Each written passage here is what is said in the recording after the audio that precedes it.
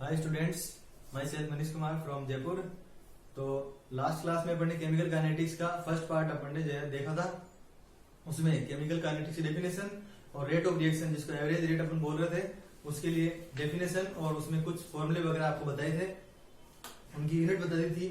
कुछ अपन जो है यहाँ पर एक बार थोड़ा सा पीछे रिपीट करेंगे, फिर उसके बाद में इसी को कंटिन्यू करेंगे। रेट ऑफ रिएक्शन क्या होती है, तो आज अपन स्टार्ट कर रहे हैं वही रेट ऑफ रिएक्शन को थोड़ा आगे प्रोसीड कर रहे हैं। तो मैंने आपको क्या बताया था कि आर है ना, R for reactant, P for product था। तो reactant convert into product, reactant जो है वो प्रोडक्ट में कन्वर्ट हो रहा होगा। तो रिएक्टेंट की कंसंट्रेशन टाइम के साथ क्या होती है, डिक्रीज होती है, और प्रोडक्ट की क्या होती है, इंक्रीज। इसका मतलब ये होगा कि चेंज दोनों में हो रहा है, ठीक है। और रेट के लिए बोले तो R A V equal to बताया था plus minus delta C upon delta T, ठीक है। सी का मतलब है कंसेंट्रेशन और टी का मतलब हो गया यहाँ पर टाइम, ठीक। उसके बाद में अगर आपसे पूछा जाए कि अगर किसी क्वेश्चन में पूछ ले आपसे rate of disappearance of this, मतलब किसी के लिए, जैसे यहाँ पर अगर बोलेंगे ना तो डिसअपियरेंस टर्म जो है ना अपन इसके लिए यूज कर सकते हैं आर के लिए। तो rate of disappearance of reactant is equal to क्या हो जाएगा, आर मतलब इसके लिए अपन लिख रहे हैं तो क्या हो जाएगा माइनस, क्योंकि रिएक्टेंट डिक्रीज हो रहा है इसलिए माइनस डेल्टा, कौन डिक्रीज हो रहा है, आर अपॉन डेल्टा टी, ठीक है। तो rate of disappearance of reactant, तो उसको अपन इस तरीके से लिख सकते हैं। ऐसे प्रोडक्ट के लिए बोलते हैं तो आरपी इक्वल टू होता, प्लस को लगाने की जरूरत नहीं है, delta P upon delta T. उसके बाद में यहाँ पर जो कैपिटल ब्रैकेट है वो इसको शो कर रहा है मोलर कंसंट्रेशन को, मतलब कंसंट्रेशन है ये, ठीक है। उसके बाद में मैंने आपको बताया था कि अगर किसी में भी किसी इक्वेशन में आपको नंबर गिवन है, जैसे मान लो ऐसे दे दिया 2a कन्वर्ट हो रहा है किसी प्रोडक्ट में, या फिर ऐसे लिख के दे दिया 2HI कन्वर्ट हो रहा है किसमें, H2 और I2 में। जनरली ये रिएक्शंस के लिए मैंने बताया था कि रिएक्शंस कैसी होती हैं, रिवर्सिबल होती है, रिवर्सिबल रिएक्शंस होती हैं, क्योंकि जिससे इनमें इक्विलिब्रियम इजीली फॉर्म हो जाए, ठीक है। ये सब रिवर्सिबल रिएक्शन ही है। इसको देखो, इसके लिए मैंने क्या कहा था आपको कि आर एवरेज का फॉर्मूला जो होगा वो होगा minus delta A upon delta T. अब देखो जो 2 नंबर है 2, उसके लिए इतना बताया था आपको कि ये 2 यहाँ पर आ जाता है। अब इसका रीजन समझते हैं कि 2 यहाँ पर क्यों आता है। तो देखो कुछ स्टूडेंट को प्रॉब्लम थी कि जब अपन इसको नंबर को लिखते हैं तो नंबर हमेशा क्या होता है, पावर पे आता है, पावर पे, ठीक है। तो मैं इस चीज का कंफ्यूजन दूर करता हूँ। अगर आपसे यहाँ पर रेट के बजाय क्या पूछ रहे होते हैं, आपसे इक्विलिब्रियम कांस्टेंट पूछ रहे होते हैं, मतलब जो इक्विलिब्रियम स्टेट पे कांस्टेंट होता है वो पूछ रहे होते हैं, तो अपन इसको कहाँ पे लगाते हैं, पावर पे लगाते हैं, पावर पे, ठीक है। और अगर अपन इसको रेट को टाइम के रेस्पेक्ट में ले रहे हैं तो ये जो है ना वो नंबर जो है वो यहाँ पे नीचे आता है। उसका रीजन समझो आप, नीचे क्यों आ रहा है उसका रीजन देखो क्या है यहाँ पर, कि जैसे इस रिएक्शन को देखिए आप, अगर मैं इसको लिखता हूँ यहाँ पर HI, इसका मतलब ये क्या हो गया, हाफ हाफ हो जाएंगे ये, ठीक है। जैसे ही मैंने इसको डबल किया तो ये भी तो डबल हो गया एक तरह से भाई। जैसे अपन इसको ऐसे लिख रहे हैं ऐसे, तो इसका मतलब क्या आएगा, यहाँ पर हाफ, यहाँ पे भी हाफ। अब जैसे ही मैं इसको डबल कर रहा हूँ तो ये पूरी इक्वेशन डबल हो जाती है। इसका मतलब ये हुआ कि अगर आपसे पूछा जाए कि HI है ना, HI उसके डिसअपियरेंस की रेट क्या होगी, तो यहाँ पर जो रिएक्शन दे रखी है उसमें HI कितने हैं 2, लेकिन अपन को 1 मोल के लिए निकालना होता है, ठीक है। तो 1 मोल के लिए जब अपन निकालेंगे यहाँ पर तो ये जो 2 होगा ना 2 वो डिवाइड में चल जाएगा, ठीक है। तो कहने का जो मीनिंग हुआ ना वही होगा कि रिएक्टेंट और प्रोडक्ट है ना उनकी रेट हमेशा इक्वल होती है। मैंने बताया था आर इक्वल टू होता है आर पी, या फिर इसी को ऐसे भी याद रख सकते हो, rate of forward reaction equal to होती है रेट ऑफ बैकवर्ड रिएक्शन, ठीक है, इक्विलिब्रियम स्टेट पे। तो इसका ध्यान रखना था, ये अपने काम में नहीं आ रहा था, ये अपने यूज हो रहा था, ठीक है।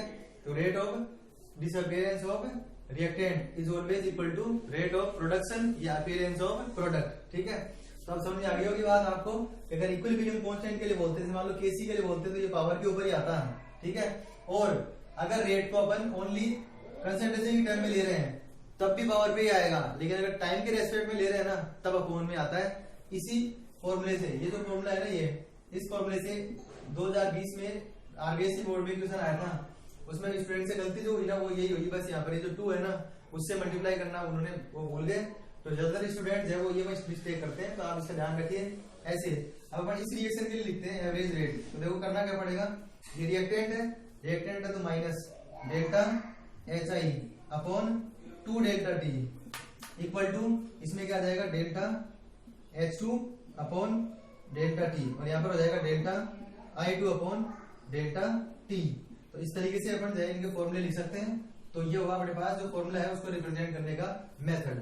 अब बात ये आती है कि एक्चुअल में जो रेट होती है ना, रेट वो कब इंक्रीज होती है। वैसे तो अपन इसमें फैक्टर्स पढ़ेंगे अपन कि रेट ऑफ रिएक्शन जो है वो कब इंक्रीज हो सकती है, लेकिन यहाँ पर आपको ध्यान रखना है कि देखो ये जो आर है, आर ये रिएक्टेंट है, कोई भी रिएक्टेंट जितना काम करेगा रिएक्शन उतनी ही फास्ट चलेगी, ठीक है। जैसे एक सिंपल एग्जांपल समझो आप, कोई भी रिएक्शन जो होती है उसकी रेट स्टार्टिंग में बहुत ज्यादा होती है।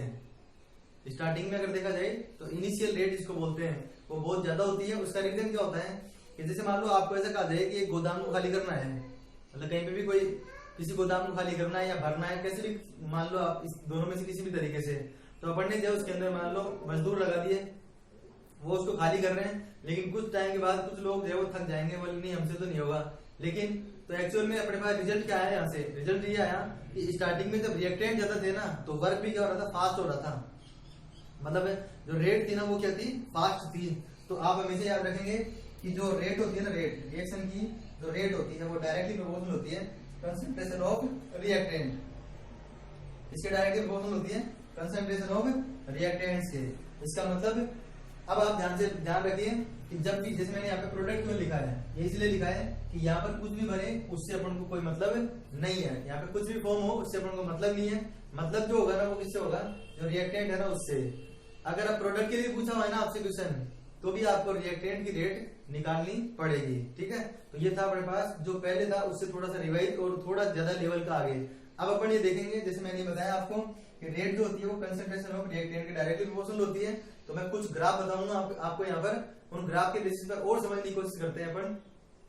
तो अपन अब कुछ ग्राफ देखते हैं। जैसे फर्स्ट जो ग्राफ है वो अपने पास है रेट ऑफ रिएक्शन और concentration of reactant. Capital reactant का मतलब कंसंट्रेशन, आर का मतलब रिएक्टेंट। अभी क्या बताया था कि दोनों में रिलेशन कौन सा होता है, डायरेक्टली प्रोपोर्शनल। तो रेट यहाँ पे आ जाए और कंसंट्रेशन ऑफ रिएक्टेंट यहाँ पर आ जाए। तो इसमें जो है ना प्रोपोर्शनल है, इसलिए ये वाला रिलेशन आ गया इसके अंदर, और ग्राफ जो है वही हो जाएगा। जब भी डायरेक्टली प्रोपोर्शनल हो तो ग्राफ जो है वही आएगा। इसमें इसको आप ऐसे याद रख लो, वर्सेज, प्रोपोर्शनल से याद मत रखो, वर्सेज याद रखो।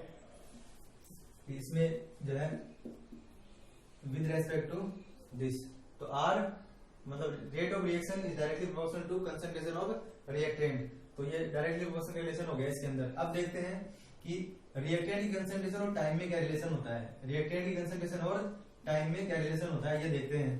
तो देखो रिएक्टेंट की कंसंट्रेशन इस तरफ ले लिए पढ़ने, कंसंट्रेशन ऑफ रिएक्टेंट है ये, इधर क्या है, टाइम है, टाइम टी, ठीक है। अब जैसे जैसे टाइम इंक्रीज हो रहा है, ध्यान से सुनना है इसको, जैसे टाइम इंक्रीज हो रहा है तो क्या हो रहा है, रिएक्टेंट की कंसंट्रेशन क्या हो रही है, डिक्रीज। इसका मतलब इनिशियल टाइम पर रिएक्टेंट की कंसंट्रेशन जो है वो क्या होती है, ज्यादा। इसका मतलब इनिशियल का मतलब जीरो टाइम पर, तो जीरो टाइम पे होती है मैक्सिमम, लेकिन टाइम के साथ साथ जो है वो क्या हो जाती है, डिक्रीज होती जाती है। लेकिन जीरो कभी नहीं होती क्योंकि रिवर्सिबल रिएक्शंस को होने में बहुत ज्यादा टाइम लगता है।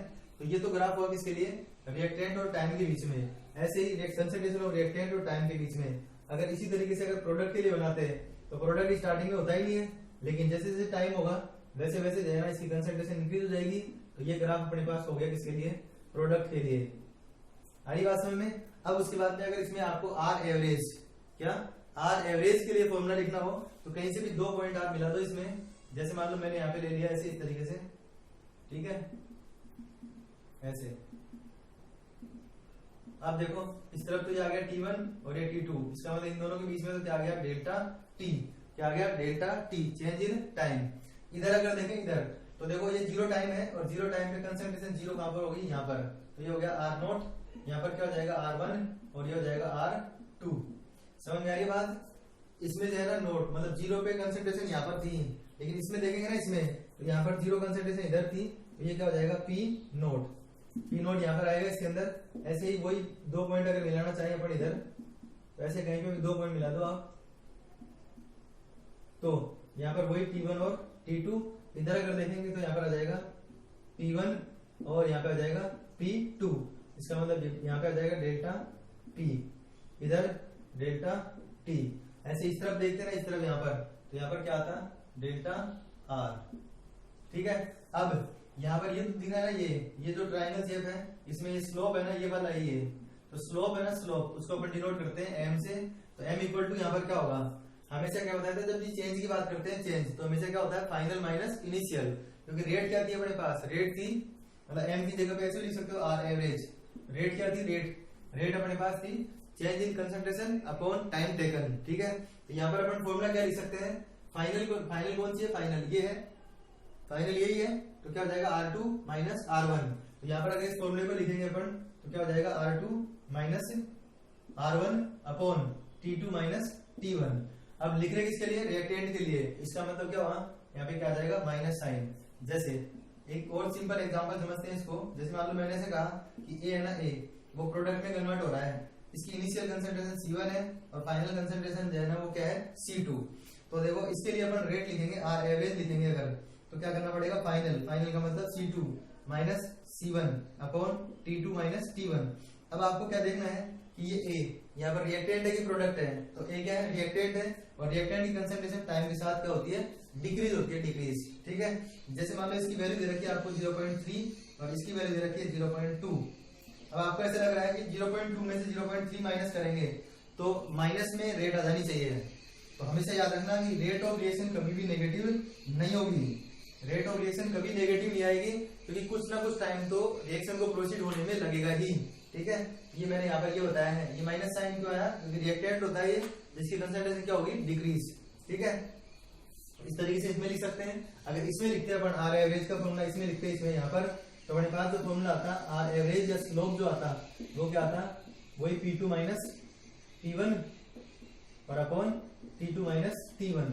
इसमें यहाँ पर जो साइन है ना, साइन वो कौन सा होगा, तो ये रिएक्टेंट है कि प्रोडक्ट है, प्रोडक्ट है, इसलिए यहाँ पर जो साइन होगा वो कौन सा होगा, पॉजिटिव, जनरली जिसको अपन लिखते नहीं है। ठीक है, ये 3 टाइप्स के ग्राफ है अपने पास, इन ग्राफ से अपन को थोड़ा क्लियर समझ में आ जाएगा कि कंसंट्रेशन जो है उसके साथ मतलब टाइम के साथ कंसंट्रेशन में क्या चेंज आ रहा है। ठीक है, तो यहाँ पर एक चीज और समझ में आ गई कि आपको किसी भी रिएक्शन की रेट बढ़ानी है, रेट इंक्रीज करनी है, मतलब रिएक्शन को जल्दी खत्म करना है, तो रिएक्टेंट आपको ज्यादा लेने होंगे, रिएक्टेंट की कंसंट्रेशन क्या करना होगा, ज्यादा। उसके बाद में देखो इसी से रिलेटेड एक और टर्म होती है जिसको अपन बोलते हैं इंस्टेंटेनियस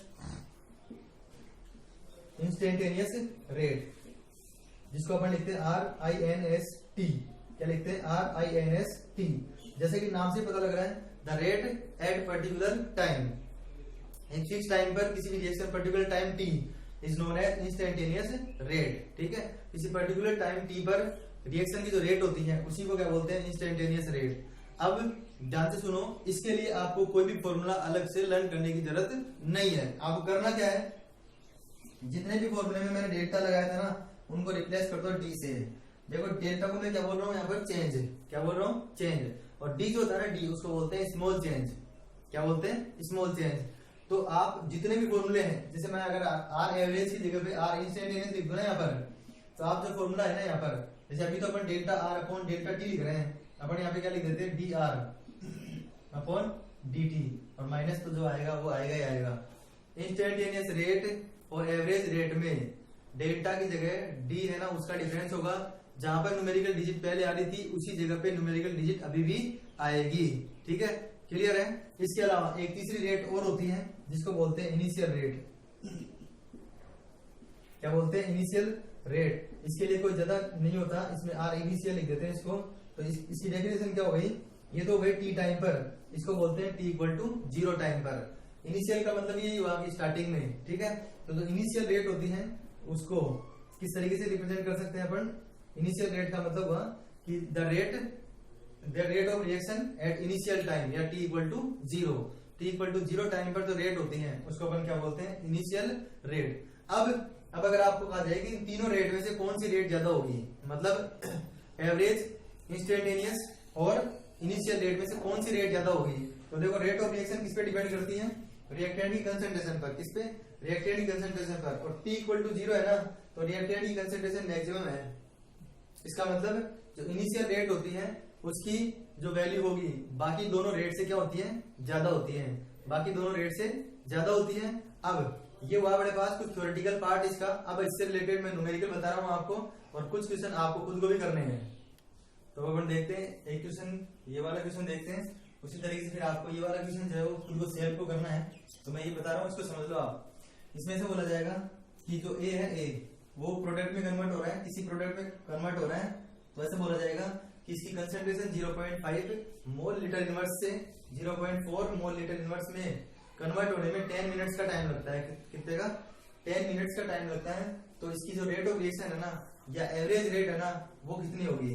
तो देखो सबसे पहले ये जो कंसंट्रेशन है इसको क्या मानेंगे C1, इसको क्या मानेंगे C2, ये जो टाइम है इसको अपन हमेशा T2 मानेंगे, T2 या फिर डेल्टा T मानेंगे इसको। क्यों? क्योंकि T1 का मतलब इनिशियल जो कितना होता है हमेशा 0 होता है, 0। तो अपन से क्या पूछेगा वो यहाँ पर R एवरेज पूछेगा, तो अपन R एवरेज का फॉर्मूला जो लिखेंगे ना वो क्या लिखेंगे, तो ये किसके लिए पूछ रहा है, रिएक्टेंट के लिए, तो माइनस फिर C2 minus C1 upon T2 minus T1। ठीक है, यहाँ पर जो A है ना A उसका नंबर एक ही है, इसका मतलब अपॉन में जो है ना 1 आएगा जिसकी कोई रिक्वायरमेंट नहीं है, तो माइनस ये तो हो गया माइनस C2 की वैल्यू जो है वो 0.4 और इसकी 0.5 अपॉन जो टाइम जो है ना वो कितना दे रखा है 10 मिनट्स। अब जैसे कि मैंने आपको चैप्टर स्टार्ट किया तब भी कहा था कि 10 मिनट है उसको 10 मिनट में ही रखना है, जब तक क्वेश्चन में ऐसे नहीं पूछे कि calculate rate of reaction in minute our and second, सब में पूछे, सब में, तब अपन को सब में मेजर करनी है। अदरवाइज अपन जो जिस तरीके से लिखा हुआ है उसी तरीके से मेजर करेंगे। तो इसको सोल्व किया तो इसमें से माइनस का 0.1 आया, इसको मल्टीप्लाई कर दिया इससे तो क्या हो गया ये 0.1 और 0.1 अपॉन 10 अपने पास इस तरीके से ये आ गया। इसको जो है ना इससे और कर दो मल्टीप्लाई, डिवाइड कर दो इससे, तो अपने पास आंसर आ जाएगा, या तो ऐसे लिख दो 0.01, या तो इस तरीके से लिख सकते हैं, या फिर इसी को ऐसे लिख सकते हैं 10 की पावर, मतलब इसको जो है ना इसको इस तरीके 10 की पावर -2 की फॉर्म में भी लिख सकते हैं। यूनिट देखो यूनिट क्या हो जाएगी, ये तो यूनिट है मोल लीटर इनवर्स, यहाँ पर आ जाएगी मोल लीटर इनवर्स, और ये किसकी फॉर्म में है मिनट, तो यहाँ पर आ जाएगा मिनट इनवर्स।